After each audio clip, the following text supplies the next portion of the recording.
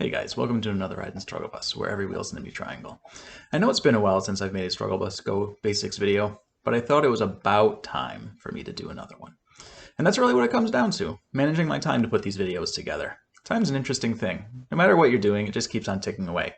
Whether you're playing a game of Go, or watching a video about Go, or watching someone stream Go, or doing Sume Go, or reviewing a game of Go, or I guess doing something that doesn't involve Go, like working, but work sucks, and Go doesn't.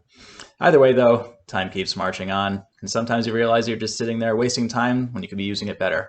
Like when you're doing an intro to a video and it's going on too long, or when... Shit, I'm doing that right now, aren't I?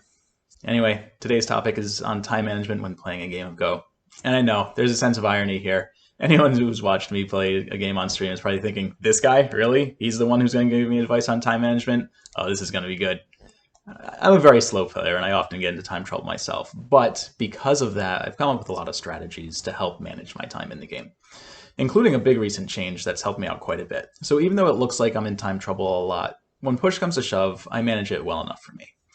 I've also watched enough other people stream to see that most players don't actually work on their time management at all. So let's go over some tips and tricks to help you out, because there's nothing worse than having a big fight break out when you're in Yomi and your opponent has 15 or more minutes on the clock, which has happened to me more times than I'd like to count. So let's get to it, because both of us only have so much time today, and I've already spent enough of it doing a lot of talking, but not actually saying anything. Okay, so there are two parts of time management: making sure you have enough time to think when tough situations come up, and making sure that you're taking the proper amount of time for your moves. And for most of these examples, I'm assuming that you're playing a reasonably long game, at least 20 minutes and 5 by 30 second Yomi periods.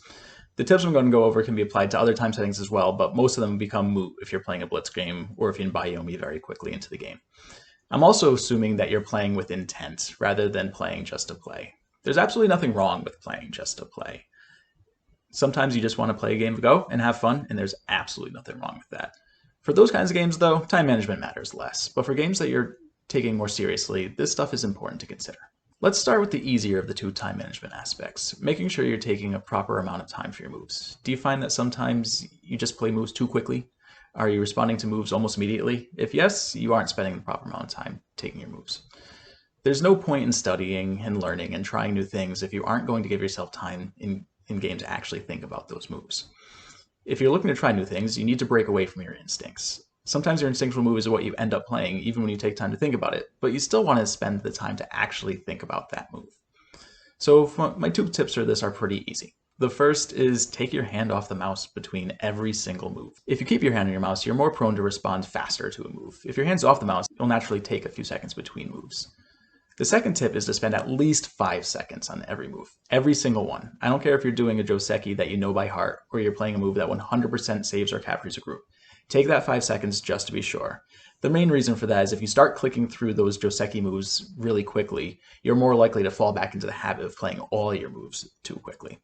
I've watched enough non-blitz games where a big fight breaks out, and there's a big tough choice of where to play, and the players are spending 3 seconds per move.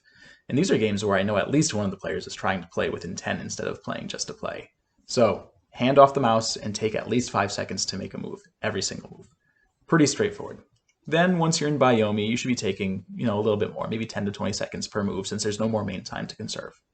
Those are the things to do if you're looking to slow down your play. Most of our strategies are going to be for the other end of the spectrum, though, making sure you're not using more time than you need to be, and or using your time well when your time is low.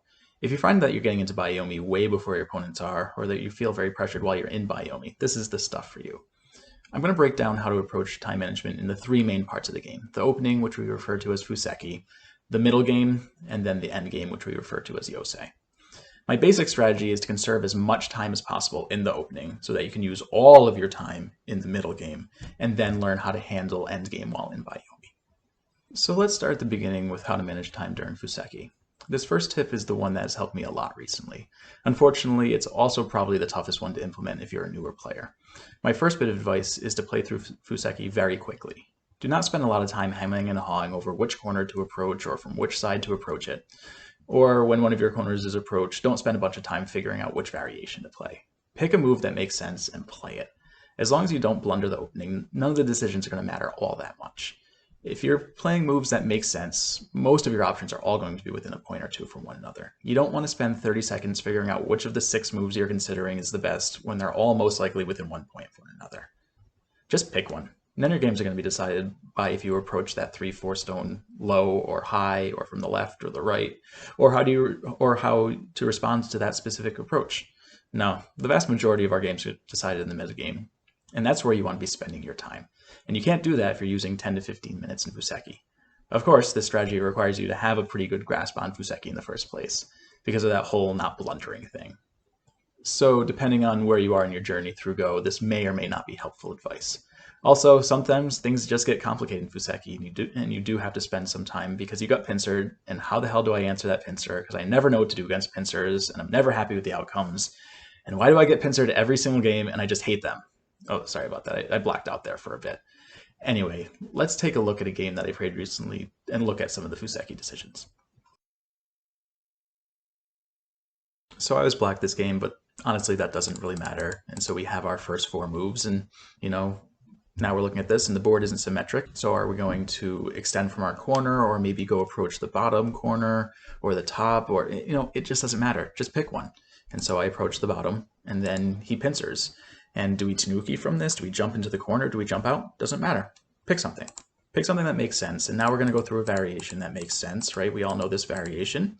And then white finishes here. And now what do? There's lots of decisions on this board. Doesn't matter. Just pick a move that makes sense. So I approached the top corner. And then he went and ignored me in 3-3. Do we answer this? Do we follow up? Doesn't matter. Either of those moves make sense. So in this case, I answered. And you can see, like, none of these decisions really are going to make or break this game because they're all logical moves. And you can see that no player is like hugely ahead here, and that's going to be true for the next 20 or 30 moves as long as we just play normal Fuseki moves. So don't hem and haw. Don't spend a lot of time figuring out these moves when a lot of them can be pretty straightforward. Okay, so let's talk about middle game now. Honestly, there isn't too much to talk about with time management in the middle game. This is where you should be using the bulk of your time. In my opinion, the middle game is where pretty much every one of our games is won or lost. Again, as long as you don't blunder the opening because you got pincered and you don't know how to handle them. Middle game is where all the big fights happen, as players tend to invade areas. You should be taking your time to read out the fights and potential moves. I rarely escape middle game while still having any of my main time left. One thing I do want to point out is that in many of my games, there tend to be 1 or 2 really big game impacting moves. Moves where I have sente and the board is open enough and there's lots of options, and the move I play will dictate the next 30 moves or so. These moves tend to occur almost always around move 35 and move 70, I find, give or take 10 moves. On those types of moves, I'm going to spend a lot of time figuring out who I think is ahead and what my plan is going to be to win this game. And you want to know what? I'll still get those moves wrong a lot, but it's still important to spend time to come up with a plan. With that said, though, you also need to recognize if you're spending a lot of time on a move and getting nowhere. If you're already a minute into figuring out a move and just don't know where to go, play the first move you thought of that you haven't eliminated as an option yet. Analysis paralysis is a hell of a thing, and that's the best way to break it regardless of what game you're playing. At a certain point, you have to realize that you've already spent too much time on a move and you just need to play. And at that point, I usually go with the first move I thought of, since there was likely a good reason that was the first move I considered in the first place. So getting back to our game, I want to show you the types of moves that I would typically spend a good amount of time on. I mentioned there tend to be 1 or 2 big focal decision points. They tend to be around move 35 and move 70. This is just something I've noticed in a lot of my games. So let's jump ahead. This is actually going to be move 44, so a little later than it comes up. But this is a situation where I look at this and I see, again, we're black in this game. I see us having sente here. And so we're free to tanuki. We can play wherever we want on this board. And so there are questions. Do we want to try to develop our right side? Do we want to stop his left side from growing? Do we want to do something with the Aji with F3? Do we want to try to reduce this? Do we want to try to build the top? There's lots of decisions here. And whatever decision we make is likely going to impact the rest of the play for this game for a while. So this is the type of move that I would spend a good amount of time on. The next one that comes up is move 64, so a little earlier than than move 74. So you can see the kind of decision that I ended up making and how it impacted the rest of the game for the next 20 moves or so. And then so that white took some exchanges, and now we have Sente again. And so this is another big question for this game. Where are we going to play? Are we going to solidify the right side and fix any Aji that's there? Do we want to still use the Aji on F3? Do we want to press up over here or grow the top, or maybe just push this down and get this group stronger? There's lots of questions here. There's lots of things that we want to do. And so this is the type of move that I'm going to spend a good amount of time on because this is going to impact the rest of the game. Okay, so let's talk about time management in endgame now. So you're in endgame, or maybe even late middle game, and we're most likely in Bayomi. If you're not in Bayomi while in endgame, you won't need much in terms of time management. You should just be able to finish out the game without too many time concerns. If you are in Bayomi, though, there's some things you can do to help you out. By far the most important thing for time management is understanding when it's okay to use a Bayomi period or not. You need to have a real good reason to use a Bayomi period, and I don't know what to play is never a good reason. If you're prone to losing Bayomi periods because you just don't know where to play, that is probably the most important thing to address. And there are two main ways to do that. The first is to use your opponent's time to try to find a few reasonably large endgame moves to play. Type them out in the chat box if you don't think you'll be able to remember them during the time pressure of the game. Just don't hit enter. You don't want your opponent to see those moves. Then later in the game, if you're running out of time and you can't find a good move, just play one of those moves from that list. If you have not found a better move after looking for 25 seconds, you're unlikely to find a much larger one. And even if you do, it probably isn't worth losing a Bayomi period just to find it. Conversely, it's important to know which moves are okay to use a Bayomi period on. In general, I save them for situations like when I can't tell if my opponent's last move was Sente or not, or if they've played a tricky move and I don't know the best way to respond to it. Obviously, if a life or death situation comes up, I'll be willing to use a Bayomi period there as well. A very important factor for this is determining early in the move if you're willing to use a Bayomi period or not. You can approach a move much differently if you know that you're willing to spend 60 seconds on it to figure it out versus if you need to figure out the answer in 30 seconds. The last thing you want to do is not know if you're going to spend a Bayomi period or not, and either play a bad rushed move at the end, or even worse, play a rushed move at the end and just miss playing it within the Bayomi period and end up losing the period anyway. So you need to be actively thinking about if you're willing to use a Bayomi period on a move. And if you are going to use a Bayomi period on a move, take your hand off that mouse. Take your time and figure out the move. If it's just a typical endgame, though, don't use a Bayomi period on it. Don't spend Bayomi to try to find that 3-point endgame move when you see multiple 2-point endgame moves. So let's get back to the game to take a look at some examples.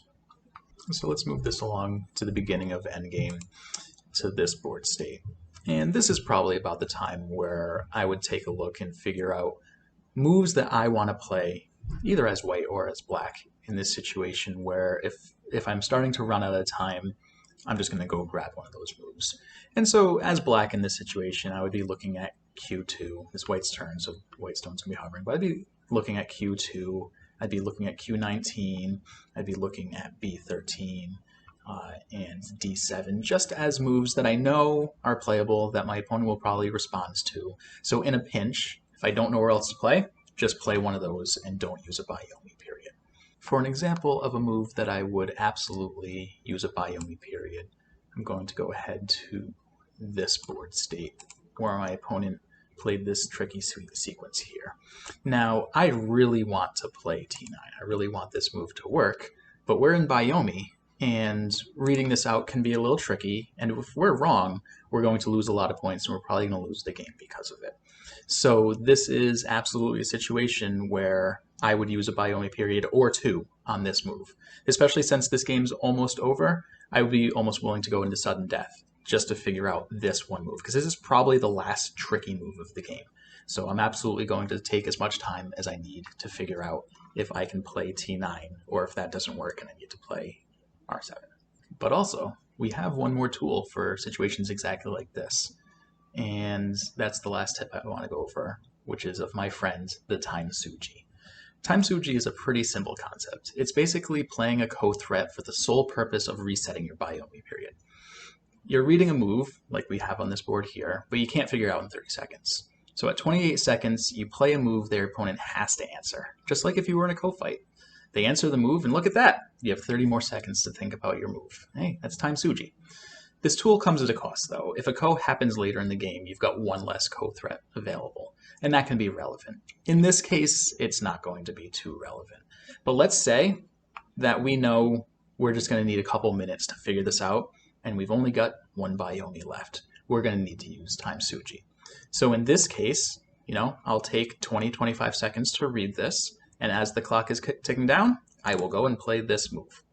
And this looks just like a ko threat, and white's going to answer it, and now I've got 30 more seconds to figure this out. And if I still can't figure it out in those 30 seconds, then I can play my next time Suji move. And again, these are all moves that we expect our opponent to answer, and look at that, we get 30 more seconds. And so by using this, you can turn one yomi period into 2 or 3 or even 4 yomi periods, depending on how many moves you're willing to put into playing these time Suji moves. So that's it. That's all I wanted to go over. To recap, get through Fuseki as quickly as possible, assuming you know Fuseki well enough to do that. Next, plan to use most of your time in the middle game and use that time wisely. And finally, learn how to navigate endgame while in yomi and understand when you can and cannot use a yomi period. Hopefully you've learned some things that you hadn't considered before, and you can approach time management in your games better. So until next time, thank you for coming for another ride in the Strugglebus, where every wheel is an empty triangle. Have a good one, guys.